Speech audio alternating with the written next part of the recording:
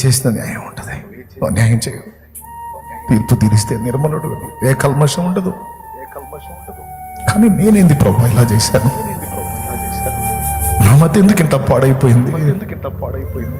నేనెందుకు ఇంత నీచానికి దిగసారాను? నేనేనా ప్రభు ఈ పని చేసింది? అయ్యో నేనెందుకు ఇంత బలహీనపడ్డాను ప్రభు? నేనెందుకు ఇంత అవిధేయుడయ్యాను ప్రభు? నేనెందుకు ఇంత అసహ్యుడయ్యాను ప్రభు? నా బ్రతుకులో మాయని మచ్చ తెచ్చుకున్నాను ప్రభు. నన్ను క్షమించు ప్రభు, నన్ను క్షమించు ప్రభు అని దేవుని కాళ్ళు పట్టుకొని ఏడ్చా. నీ ఆత్మను తీసేయొద్దు ప్రభు, నా యొద్ద నుండి నీ పరిశుద్ధ ఆత్మను తీసేయొద్దు ప్రభు.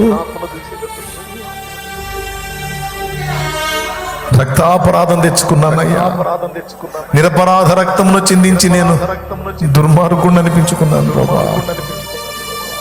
అయ్యో దేవా అని ఏడ్చాడు. ఈ రాత్రి నీ వల్ల జరిగిన అపరాధాలు దేవుని ముందు ఒప్పుకొని, ఎక్కడెక్కడ దైవ వాక్కు తృణీకరించి ఈ గతి పట్టావో, ఈ దెబ్బలు తింటున్నావో ఒప్పుకో. ఈ రాత్రి నన్ను నీ రక్తంతో కడగమని కన్నీరు గార్చు. నా విధేయతలను క్షమించి దిద్దుకుంటాను ప్రభువా అని దేవుని వేడుకో.